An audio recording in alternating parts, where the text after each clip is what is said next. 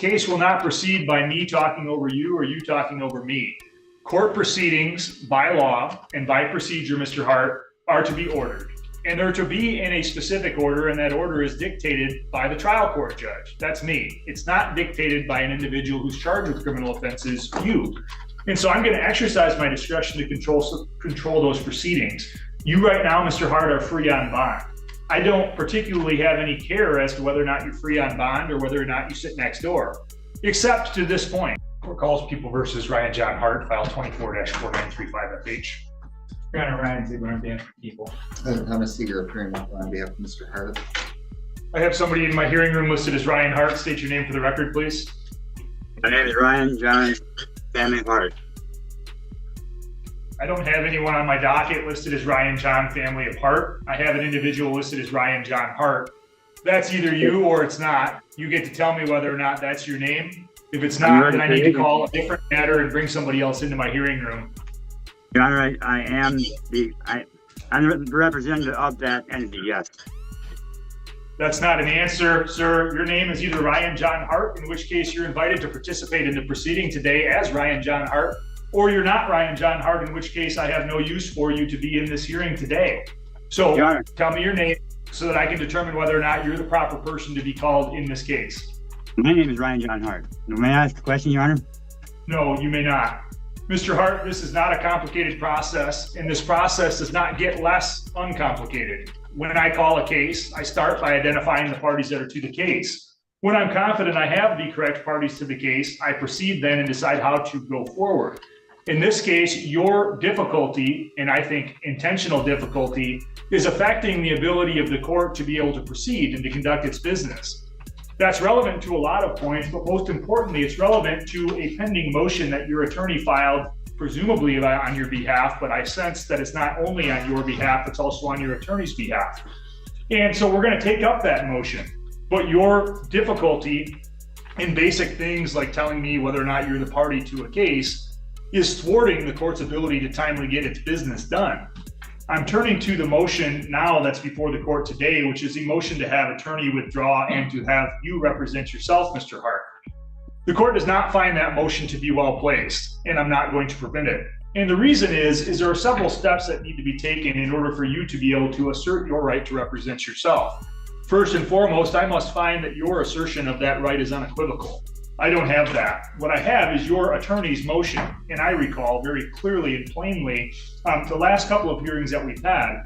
A couple of hearings ago, I had findings that I made based upon a competency and criminal responsibility examination.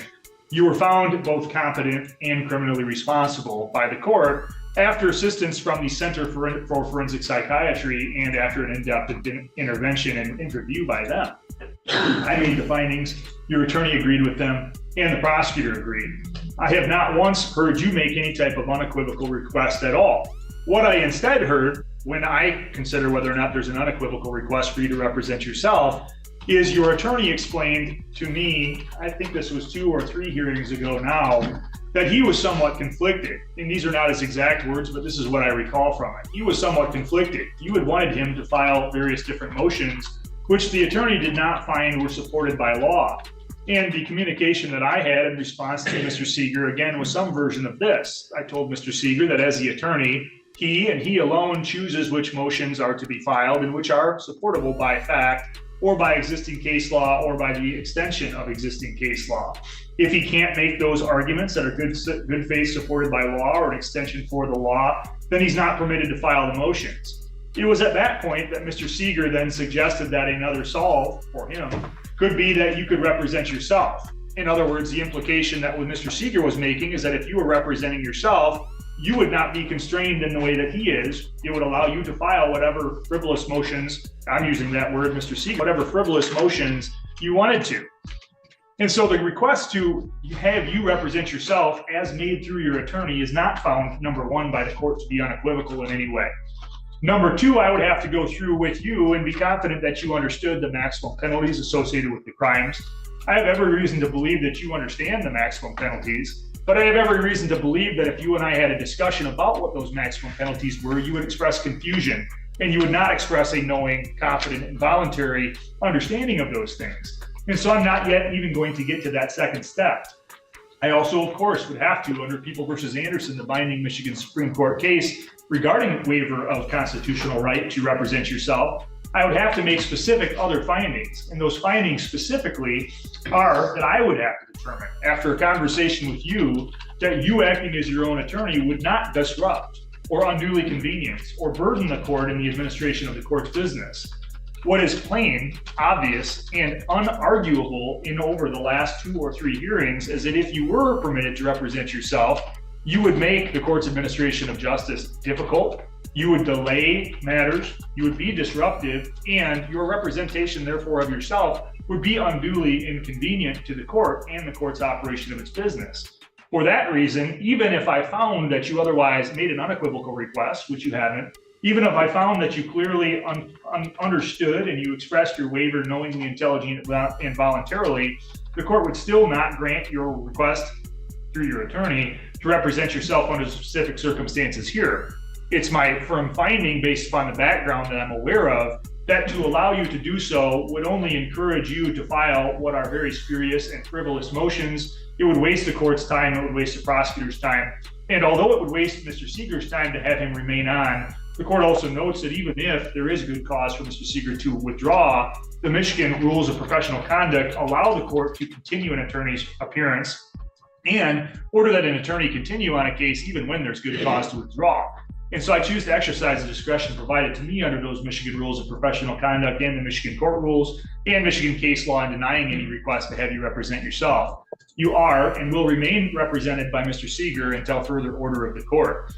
Mr. Seeger, did you need then some time to discuss the effect of that ruling with Mr. Hart before I decide how this case needs to resolve? I do, by way Your of trial Honor. with Additionally, Your Honor, Your Honor, amended offer. Your Honor, I have something to say. May I speak? Mr. Hart, you don't get to Your decide Honor, when let things me are said. speak. Let the That's record again show part of the that issue. the judge has not let me speak at all in more than three. Mr. Hart, this will not be an argument. This case will not proceed by me talking over you or you talking over me. Court proceedings by law and by procedure, Mr. Hart, are to be ordered. And they're to be in a specific order, and that order is dictated by the trial court judge. That's me. It's not dictated by an individual who's charged with criminal offenses, you. And so I'm going to exercise my discretion to control those proceedings. You right now, Mr. Hart, are free on bond. I don't particularly have any care as to whether or not you're free on bond or whether or not you sit next door, except to this point. For today, I'm going to expect that you disagree with my decision on your motion to have you represent yourself. I'm going to therefore excuse any further appearance of you for purposes of today's hearing and today's hearing only. I'm going to set this matter for a new hearing after I hear from your attorney and from the prosecutor. That new hearing is going to be set in person. The reason I choose in my discretion to set it in person is because if you're disruptive or unduly burdensome to the court at the next hearing in person, I'm going to view it as a violation of your bond conditions. And if I view it as a violation of your bond conditions, you're going to be subject to the contempt powers of the court, which includes me revoking your bond and you sitting next door. Because if I have your bond revoked and you're sitting next door, I'll know that Mr. Seeger can locate you and communicate with you. And if you have your bond revoked, I'll know that I'll be able to better control the situation than I can over an electronic communication like we're doing now. Because as you've demonstrated, the only way I can control the proceedings right now is to mute you so that you can't speak over me. That's not an effective way of running a courtroom, but it's the only way that I'm given your attitude, experiences, and your frustration. Mr. Seeger, did you wish to make a responsive record? No, Your Honor, I do understand the court's ruling and I clearly will abide by it. Be that as it may, Your Honor, and I will discuss this with Mr. Hart. There was an amended offer that was extended. Can you please speak up so that Mr. Hart can clearly? Sure, Your Honor. There was an amended offer that was extended, which is much more favorable than the previous offer. I will discuss it with him. He can determine how he wishes to proceed. All right. Did you want to, for purpose of the record, state that offer on the record? Your Honor, my understanding is that he could plead to one count of attempted resisting and obstructing, which would be a misdemeanor in lieu of dismissal of the defendant charge together with the habitual. What was the habitual offender notice that was charged? It was I don't have it in front of me, Your Honor, because I just had the motion. Your Honor, he's subject to a habitual for, I believe it's on the information. And I just didn't have the file in front of me, but do you disagree with that, Mr. Seeger? No, Your Honor.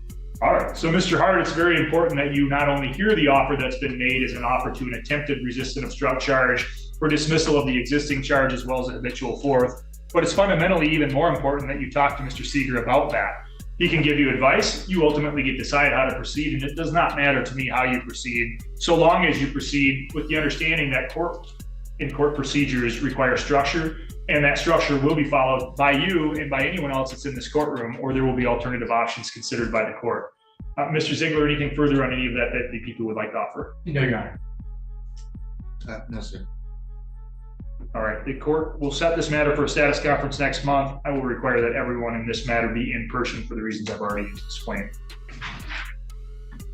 Mr. Hart, you're free to sign off now. I expect you'll talk with your attorney and be here in person next month. You'll get a notice in the mail. So the judge shuts down the self-representation request, keeps the attorney on the case, and even warns Hart that if he keeps acting up, his bond could be revoked. What do you think? Did the judge handle this perfectly, or was he too harsh? Comment below, like the video, share it, and subscribe for more unbelievable courtroom moments.